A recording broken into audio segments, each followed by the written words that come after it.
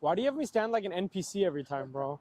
Okay, what's up, guys? We are going to be installing the VRX70 turbos on here from Z1. I believe we're the first ones to be doing this outside of Z1, so we're looking to, provide you guys with all the data that we can, walk through as much of the install, anything different, anything difficult, all that. I don't suspect there to be any problems. I mean, the kit that Z1 provided was very clean, comes with everything we need. All the instruction manual, all that looked good, and doesn't look any different than installing any other turbos on these cars. So yeah, let's get to it.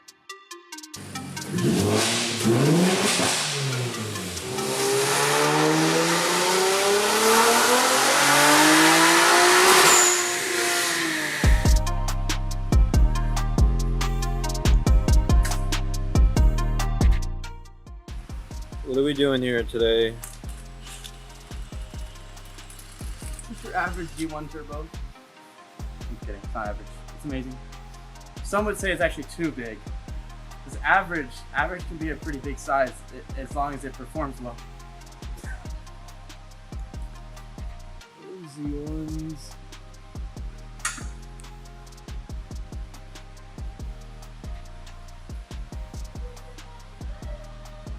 "12 seconds later." Ready? Yep.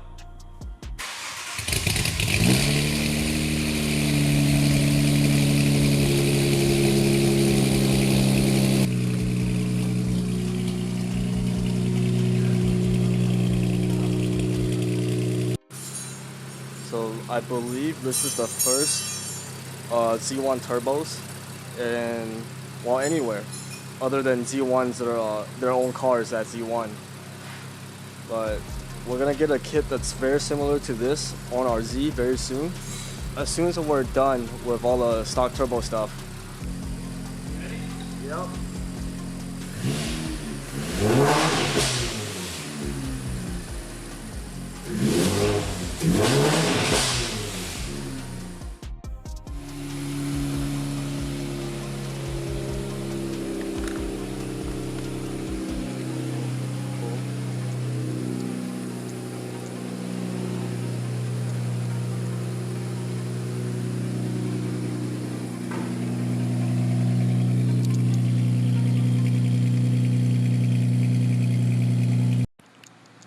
Forgot we took this out for to diagnose another car. Oh, it won't focus. There you go. I give this back.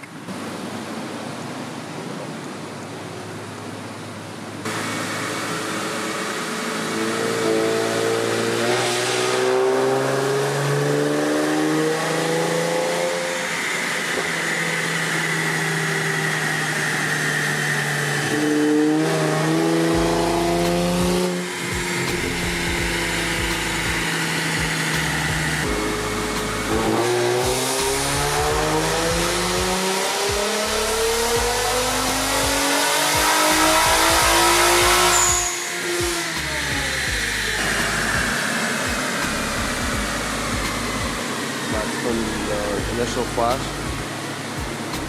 I guess, yeah, the base map. But definitely a big turbo power band.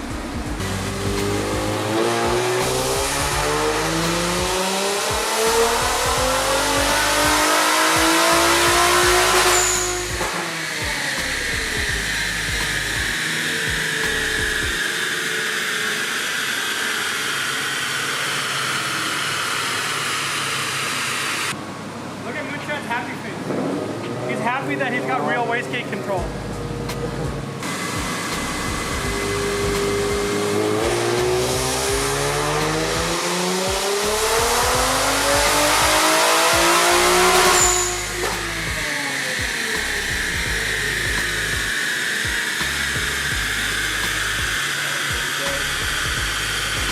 Up 508 horsepower and 484 torque, 193 with that power curve. That's insane. So yeah, I think after this we're gonna throw the 85 at it and see what it does.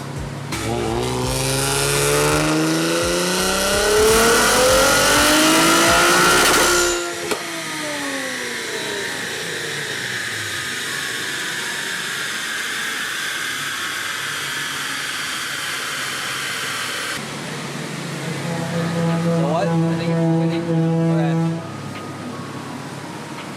That's 688 horsepower. Right now it's sitting at E43 ethanol. So I'm gonna spray some pimp juice real quick because it's spitting a little bit.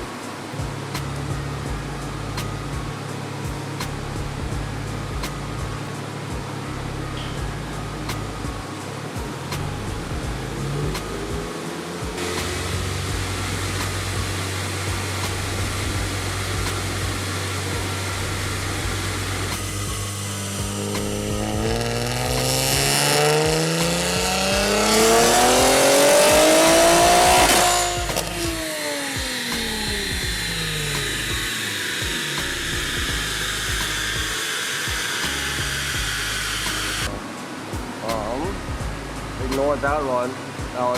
The car spun and I didn't like it. But that's what I was last run, 692. 570 torque. Green line is pretty clean. It's a clean run. What do you think? Are you gonna leave it here or A little bit more, but not as much potential as some of the other big turbo options. It's pretty tapped out.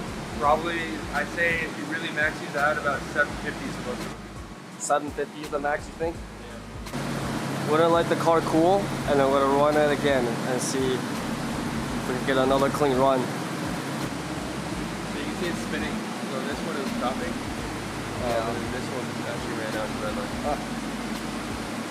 Nice. That's why we got a little bit more torque. Yeah.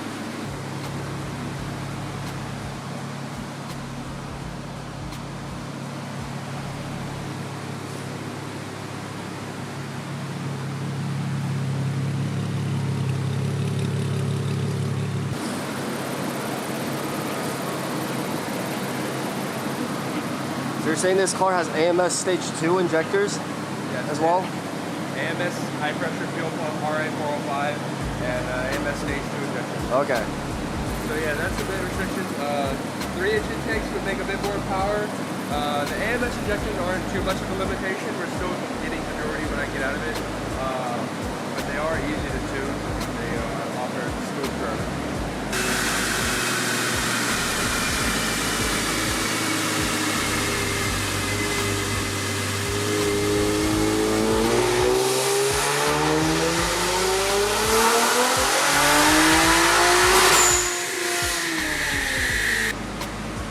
Alright, so here are the final numbers. We got 714 horsepower, 594 torque. Pretty spicy. And our dyno does read a little low. This 700 could be 750 at a different dyno. And it's a pretty hot day as well. But very, very smooth draft.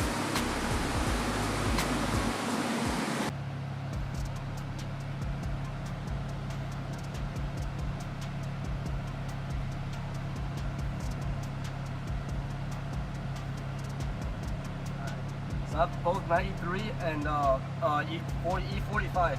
Yeah, so we think the injectors were maxed out at about E45. I think this has the new AMS Stage 2 injectors, which they perform great. I think they just don't have the capacity to go higher. I think if we wanted to run more E, we'd probably have to get either the spool or the XDI or one of the bigger injector options. But honestly, I don't think it needs more. The car's making great power on E45. As you guys saw, it made 714 with 594 torque. Now, a lot of times we get, people will ask us like, hey, how come, on certain turbos you guys are okay with X amount of torque, but then it's like, for example, on stock turbos back in the day when we used to push stock turbos to the extreme, myself along with a bunch of other tuners, we used to push well upwards of 570 wheel torque on stock turbos. Not all of that was usable, and so nowadays we usually keep it around 500, 520, but just to give you an idea, like, those were fine, but then if you did the same thing on a PS2, for example, you would end up having, X amount of miles later and X amount of bad luck later, the car would throw a rod or spin a bearing or whatever. And so we started bringing torque down, and that's usually on PS2s, that's where we're usually limited is if we let the car rev out and it's happy and we see oil pressure is happy as we rev out, we'll rev it out to make more power up top with less torque. Now, with the Z1 turbos, as you guys saw in the pictures we posted, you'll see in this video, they're much larger than the OEM frame, which results in much less back pressure. We don't currently have the tools to be testing back pressure. I've asked Z1 for numbers on the back pressure if they can get those numbers for us. I'm sure other, maybe AMS, once they put these turbos on, they'll get a probe on there and check it out. But I'm confident that just based on what we're seeing, via temperatures, oil pressures, all that kind of stuff, the car seems a lot happier even at the higher level of torque. So we're confident pushing this car out at 590 wheel torque. And overall, I mean, we're really happy with it. I know, so Alex tuned this car. I was he was just, he didn't even ask me, he was just doing it. He does a great job on all these cars now. Alex is great at tuning. He's done probably more VR30s than me at this point. But anyway, he was telling me the boost control on these was fantastic. On 93 especially, like, we are very happy with that 93 number. That's 93 at what, 21 pounds of boost, 22? 20. At 20 pounds of boost on 93 with no timing added. I mean, that's gorgeous, man. That's safe. It's usable, and with that power band, that's good for like a mid 10, I would think. Just because you're basically 500 wheel all the way from 5500 onwards. So it's a great map for 93, honestly. And beyond that, I mean, we did have to close up the wastegates quite a bit to make. So we made the 714 at 27 pounds. Z1 has told us these will go to 34 pounds, and honestly, I mean, having a full usage of the wastegate is actually better. We have a full 8 millimeters that we can adjust across in order to make boost, versus on like other turbos that we've done, it's like, we'll have, for PS2s, for example, it's basically we have wastegates open all the way, and then we'll have to, close them up, but we never close them past like 4 millimeters, and then they just spin to death. And that's, honestly, it's not a design flaw of the PS2, it's because they're using OEM cores. And that's just a restriction of a hybrid turbo versus what we've got here, where Z1 really redesigned the wastegate door, and it's using a bigger frame and everything, and so we got a lot better boost control. I can add in. Yeah, go ahead. With these turbos, we pretty much have an operating range of, at wide open throttle, with wastegates open, we can see probably as low as about 9-10 psi, and then we can close with the wastegates and bring it up to upwards of 30, 32, 33 psi. That's beautiful. So it is a nice usable range with this turbo from going wastegate open all the way to wastegate closed. But yeah, that basically sums it up. I mean, I made the numbers we were expecting. We weren't, pushing this car to its limits. We wanted to keep it safe on a stock block. We're very happy with that. All of our data checks out. Ideally, I'd like to see people running these on like E60 or something.